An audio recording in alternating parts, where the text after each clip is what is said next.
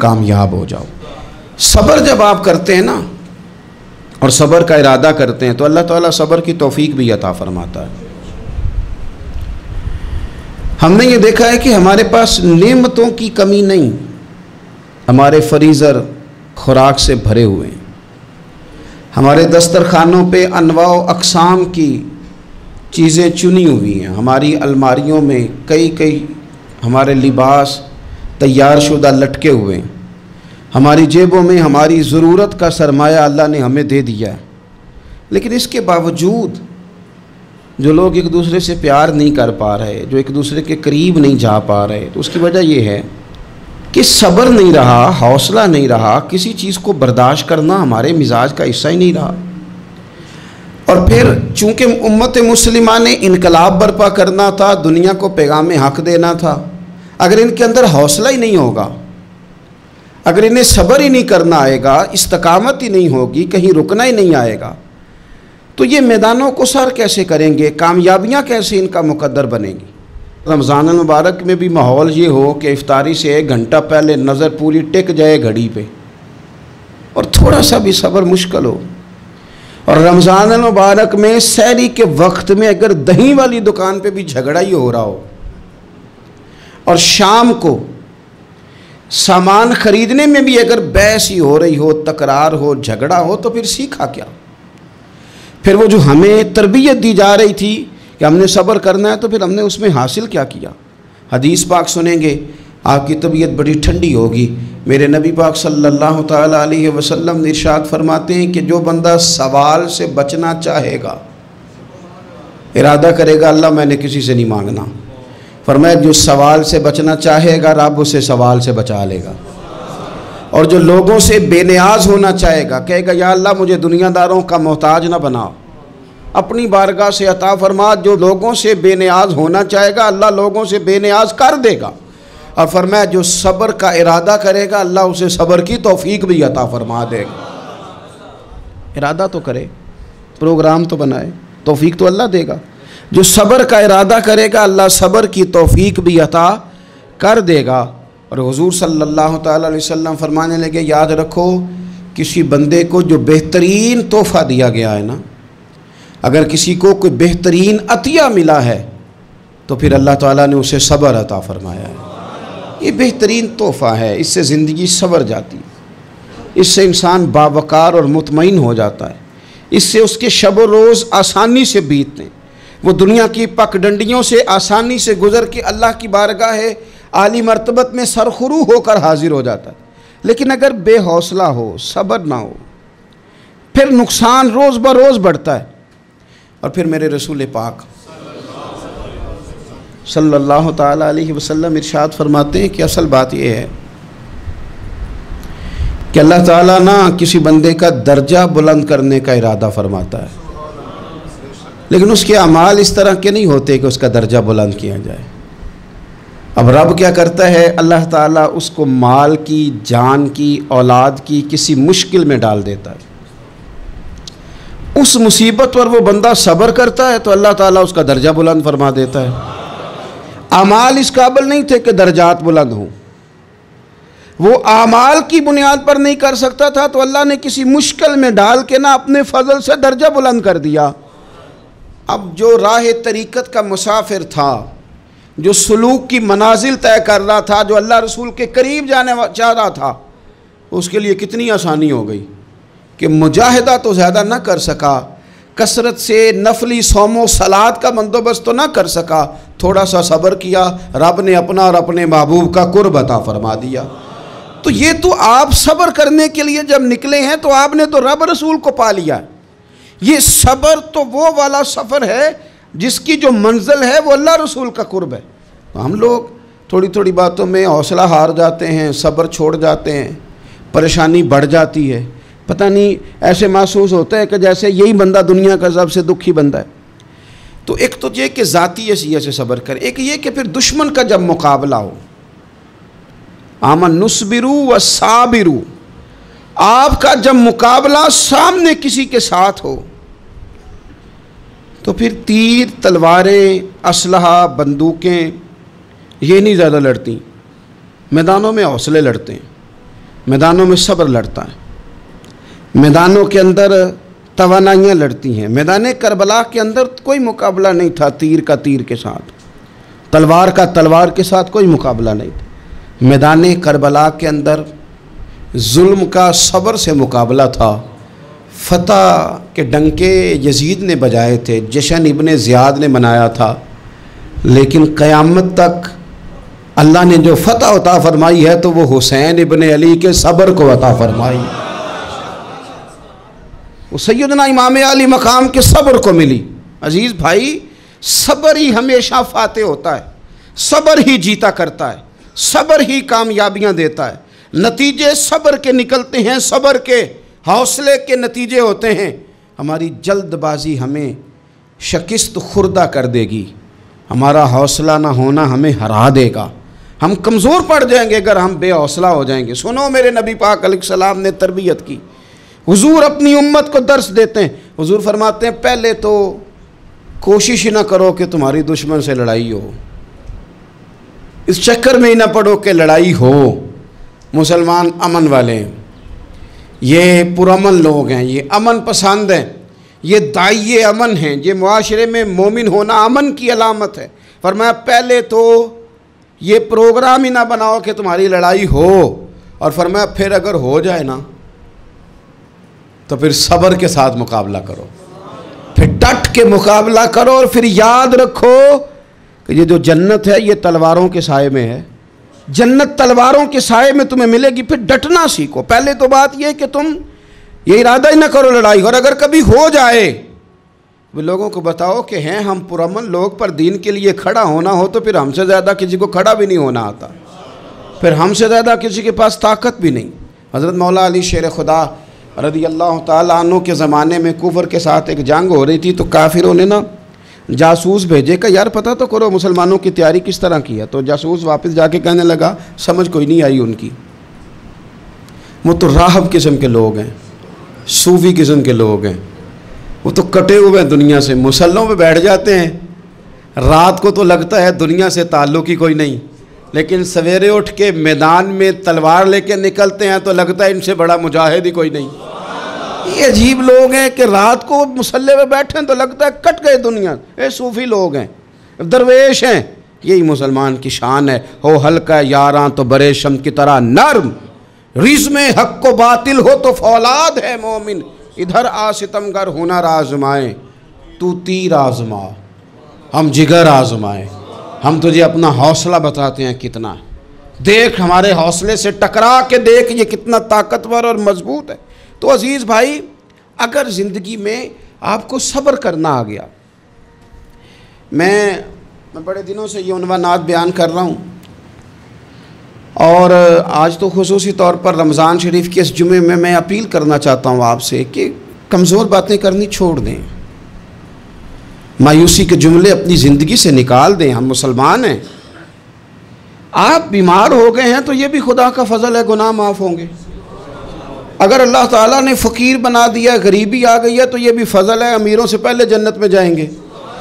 अगर अल्लाह तबारक व तआला ने किसी जगह आपको मकान नहीं दिया और दूसरे को दे दिया है, तो आप वो लोग हैं जो अजीम सुन्नत अदा कर रहे हैं सैयदना बिलाल हबशी की। अगर किसी जगह कोई कमज़ोरी आ गई है, कोई पीछे रह गए हैं, तो ये खुदा का फ़ज़ल है। अल्लाह ताला ने चाहा हमारे लिए जो फ़ैसला, तो हम उस पर राज़ी हैं। लेकिन अपनी ज़िंदगी में और शिकवे इतने बढ़ा लिए हमने, इतने बढ़ा लिए कि लोगों से शिकवे करते करते रब रसूल से भी शुरू कर दिए। ग़ुलाम भी कभी शिकवा करता है, आका का भी शिकवा होता है, बंदा भी कभी शिकवा करता है, रब का भी शिकवा होता है, ये भी कभी होता है। आप न माने पर यह शिकवा है कि मैं बड़े डॉक्टरों के पास गया हूँ, आराम नहीं आया।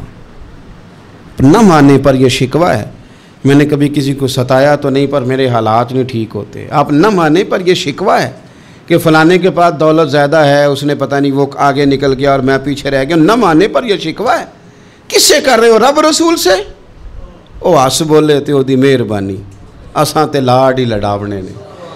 किससे शिकवा कर रहे हो? खुदा के बंदो, गुलाम गुलामी करते हैं तो शिकवे करते हैं कोई। हज़रत उम्मे सलमा रज़ी अल्लाह ताला अन्हा, शौहर का नाम है अबू सलमा, बेटे का नाम है सलमा। कहती हैं मैं, मेरा शौहर, मेरा बेटा, तीनों, छोटा बेटा मेरा, हम निकले मक्का मुकरमा से मदीना तैयबा जाने के लिए। एक की बेटा है, ख़ानदान जमा है, शौहर की गोद में बेटा, ऊँट के पीछे मैं। फरमाती हैं मदीने की सरहद आ गई तो मेरे मेके वाले आ गए, कहने लगे अबू सलमा नहीं ले जाने देंगे मदीने अपनी बेटी को।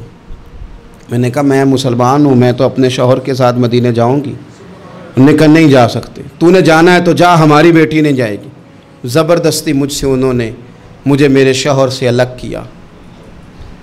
कहती हैं फिर मेरे शौहर के कबीले वाले आ गए, वो कहने लगे अगर तुम अपनी बेटी को नहीं ना जाने देते तो ये जो हमारा पोता है ये हमारी नस्ल है, तुम्हारा नहीं, इसे हम नहीं जाने देंगे।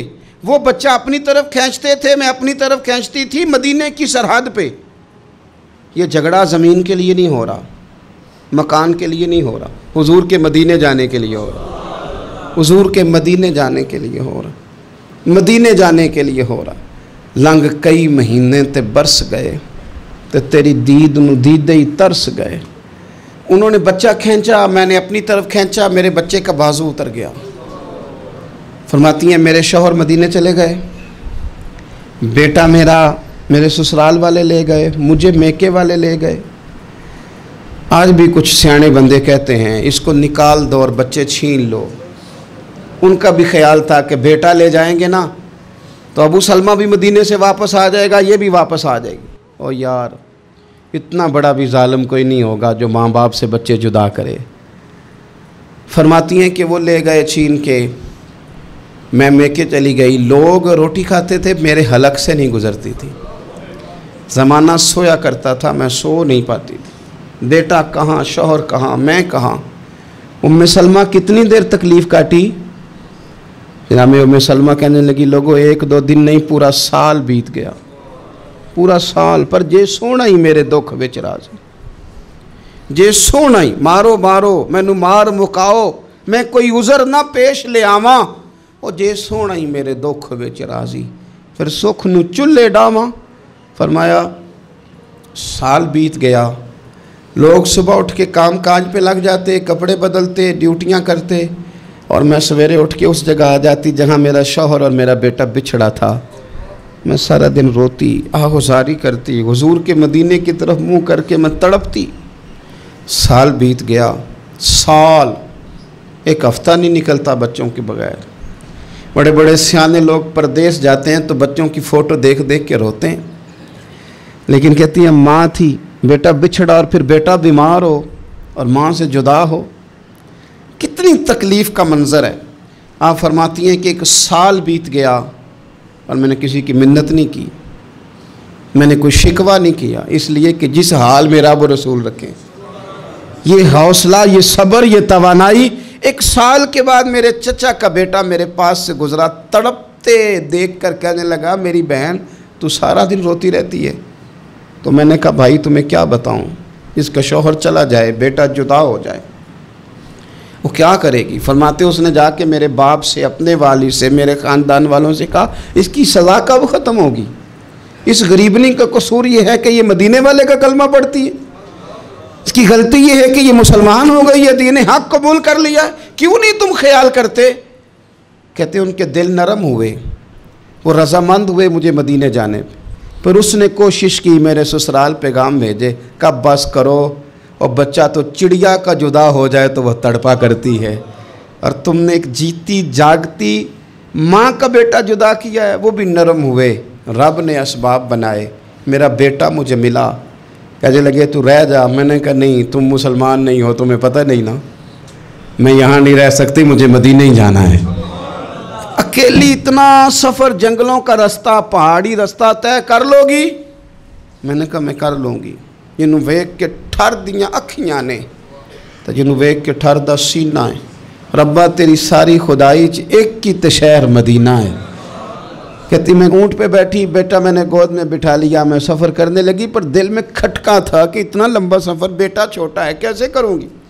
कहते मुझे उस्मान बिन तला मिल गए, कहने लगे कहाँ जा रही हो बहन। मैंने कहा मदीने। कहने अकेले जाओगी।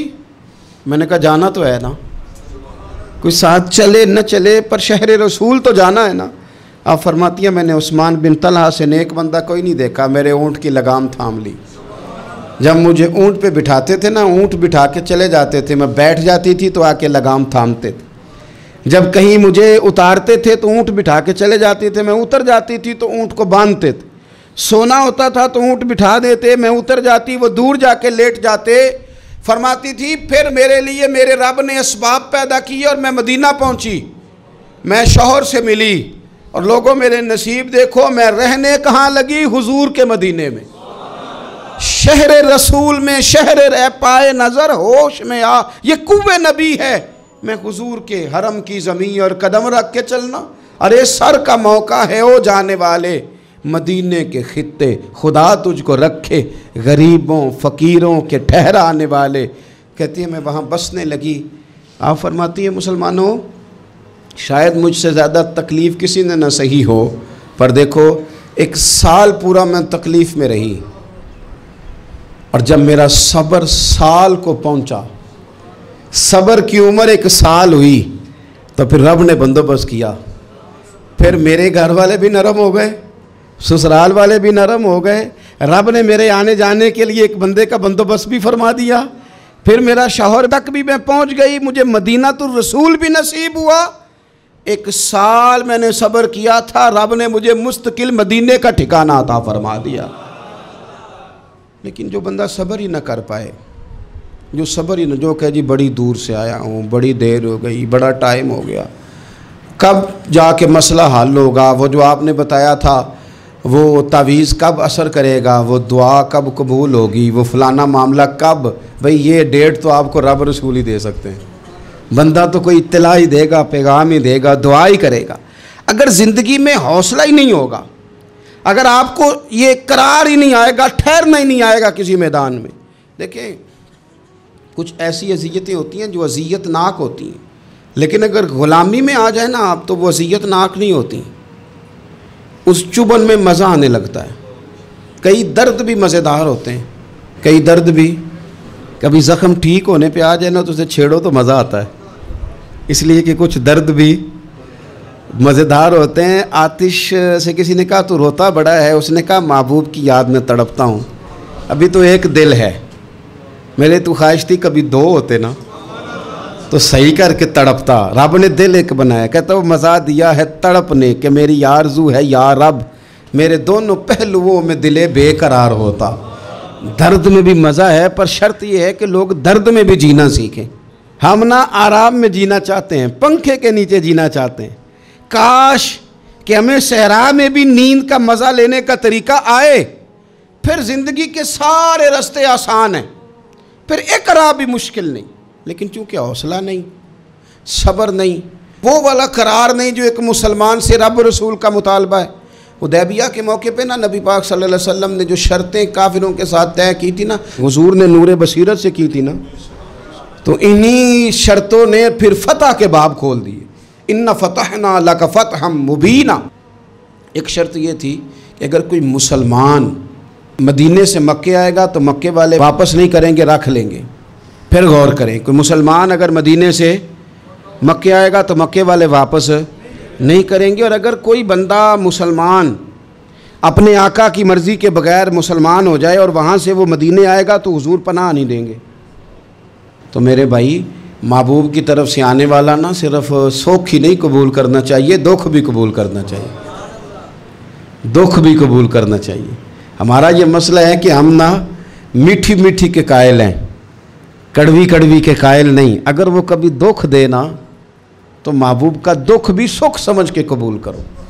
हाँ हाँ, उसकी तरफ से कांटा है कभी तो उसे फूल समझ के कबूल करो, वो चुभेगा नहीं, इंशाल्लाह मज़ा ही देगा, वो कबूल तो करो ना।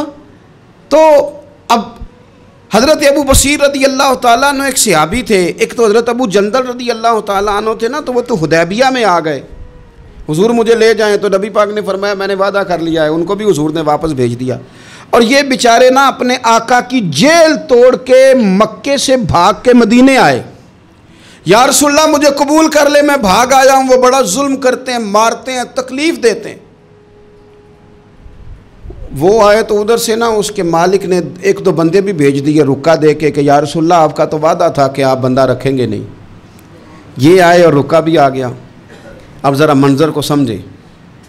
हमारा तो ये मसला है कि कहते हैं कि मेरी 99 बातें मानी हैं, एक नहीं मानी, लिहाजा मेरा ताल्लुक ही कोई नहीं। लेकिन यहाँ क्या कैफियत है, बंदा रो रहा है, तड़प रहा है, हुजूर मैं मार से बचता हुआ आया हूँ, जेल तोड़ के आया हूँ, मुझे कबूल कर लें। उधर रुका आ गया कि आपका वादा था रखेंगे नहीं। अब ये कितना मुश्किल मसला है। लेकिन रसूल पाक अलैहिस्सलातु सलाम ने फरमाया, अबू बसीर मैंने वादा किया यार तुझे वापस जाना पड़ेगा। ओए होए होए, लोग तो कहते हैं ना कि वो पीर साहब ने कहा था तो मेरा काम नहीं हुआ, लिहाजा मेरी बैत ही गई, छुट्टी हो गई। माहौल ही बड़ा अजीब है। हुजूर ने फरमाया वापस जा, लेकिन जेकर यार दे नाम दा मिले मेणा, फिर उन्होंने झोली पा लईए, मेणे नू पुंजे सुटिए ना। जेकर यार दे नाम दा, सामने वाले ने ताना समझ के दिया था पर यार के नाम का था ना, उसने कहा ला सही सोने के नाम का है ना, ताना हुआ तो क्या हुआ। जेकर यार दे नाम दा मिले मेणा, उन्होंने झोली पा लईए पुंजे सुटिए ना। तो जेकर यार दे नाम दी मिले सूली, फिर झूठा झूठ लईए तो पिछा हटिए ना, झूठा झूठ लईए। अब लिखने वाले का भी अपना अंदाज़ है ना, कहते हैं ये भी मेरे लिए झूला ही है, ये भी आराम की जगह ही है। झूठा झूठ लईए तो पिछा हटिए ना। हज़रत अबू बसीर रज़ी अल्लाह तआला अन्हु से हुजूर ने फरमाया वापस जाना है। कहा सोने ठीक है, कोई शिकवा नहीं, कोई गिला नहीं, ये भी मेरे महबूब का हुक्म ही है। और क्या बात है, मेरे नबी वादों के पक्के हैं। क्या बात है, हुजूर ने जो कहा करके दिखाया। कहते हैं मैं वापस जा रहा था, एक दो बंदे साथ थे, जब मदीने की हद गुजर गई ना, हुजूर ने तो कहा था ना मदीने में पनाह नहीं देनी, तो मैंने उससे कहा यार तलवार बड़ी सोहनी है, ज़रा दिखाना। उसने दिखाई तो एक की मैंने गर्दन काट दी, दूसरा वैसे ही भाग गया और भाग के हुजूर के पास आया जी, उसने तो मार दिया। तो सरकार फरमाने लगे मैंने तो वादा पूरा किया था ना, तुमसे नहीं संभाला गया तो मामला तुम्हारा है। अब हज़रत अबू बसीर रज़ी अल्लाह तआला अन्हु वापस आए, अर्ज़ की हुजूर अब मेरे लिए क्या हुक्म है। हुजूर ने फरमाया मियाँ हुक्म वही है, मदीने में हम नहीं रख सकते तुम। मदीने में सहाबा थे ना, हुजूर की बातों से खुशबू लेते थे, मदीने में नहीं रख सकते। हज़रत अबू बसीर कहते हैं मैं मदीने की सरहद से निकल गया, उस जगह चला गया जो ना मक्के की रियासत में था ना मदीने की। एक मकाम ईस था जहाँ मीठे पानी के कुएँ थे, वहाँ रहने लगा। हज़रत अबू जंदल को पता चला कि एक नया ठिकाना बन गया, वो भी जेल तोड़ के आ गए। 70 बंदे आ गए, वहाँ से काफ़िले गुजरते थे काफिरों के, ये भी मुसलमानों को तंग करते थे। अगर मक्के से कोई काफ़िला गुजरता था तो हमने भी इनको पकड़ा, काफिर का माल माले गनीमत असबाब बन गया। और वो जब काफ़िला लेके आते थे तो डरे होते थे, और इनको तो सताया था ना। कहते हमें सताया बड़ा था, हम तो इनकलाबी बन गए थे, हम तो रख लेते ना, बड़ी मिन्नत करते, बड़ी जान मुश्किल से छुड़ाते। 70 बंदे हो गए, फिर 300 हो गए। तब वो बशीर कहते हैं दुनिया मदीने जाती थी लेकिन हम तड़पते थे, हम तड़पते थे। रुत लंघ गई है फिर बाहर आंदी ते अज चिट्ठियाँ मदीने आईयां नहीं। हम तड़पते थे कि यार कोई मौका मिले, रोज़ रात को रोते तड़पते। 300 इनकलाबियों का जत्था सब्र से बैठा है मदीने की सरहद पे, अंदर आने की इजाज़त नहीं, पर ग़ुलामी में रोज़ इजाफा हो रहा। सब्र देखो, ग़ुलामी में रोज़ इजाफा होता है। तंग आ गए काफिर, पहले बड़ी डींगे मारते थे कि देखो हमने कैसी शर्त मनवाई है, कैसी शर्त मनवाई है कि उनका बंदा आएगा तो हम वापस नहीं करेंगे, हमारा जाएगा तो उन्हें करना पड़ेगा। फिर इतने तंग आए कि खुद आके कहने लगे हुजूर मेहरबानी करें, ये शर्त तो ख़त्म करें ना, और इन 300 को तो मदीने बुलाएं, मेहरबानी फरमाएं। हुजूर बड़े खुश हुए।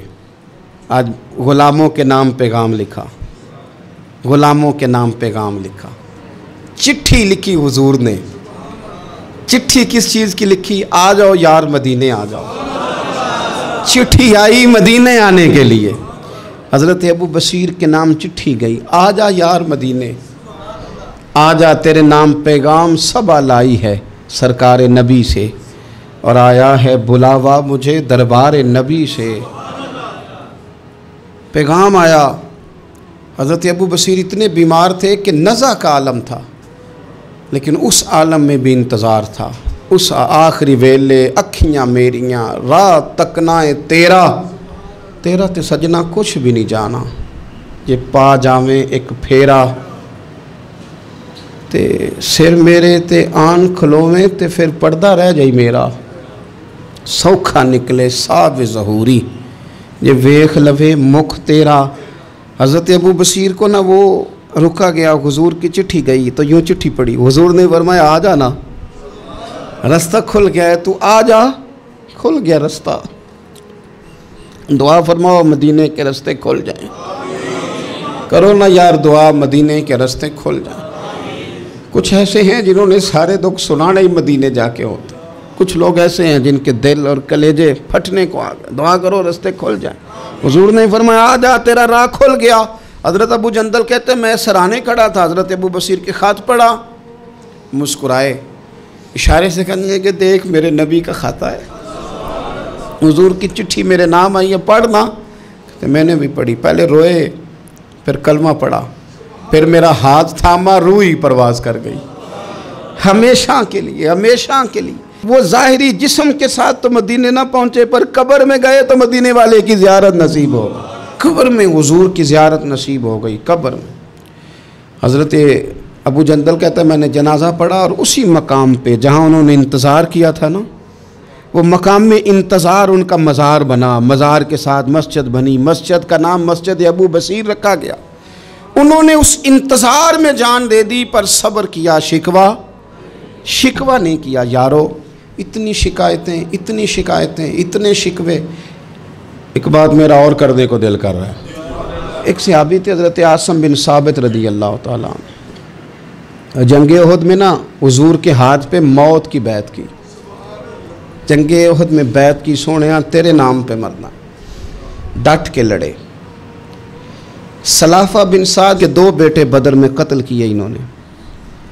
उसने कसम खाई कि माज़ अल्लाह मैं इनका सर मंगा के तो इनकी खोपड़ी में शराब पीऊँगी। सलाफा बिन साद ने यह कसम खाई कि मेरे 2 बेटे कत्ल किए हैं, मैं इनकी खोपड़ी में शराब पीऊँगी माज़ अल्लाह। एक कबीला गज़ील था, उन्होंने उहद के बाद हुजूर से कहा कुछ कारी हमें दे दें, हमने कुरान सीखना है। तो नबी पाक ने कुछ बंदे भेजे, तो आसिम बिन साबित को भी भेजा, लेकिन उन्होंने धोखा किया, वहाँ जाके इनको गिरफ़्तार कर लिया।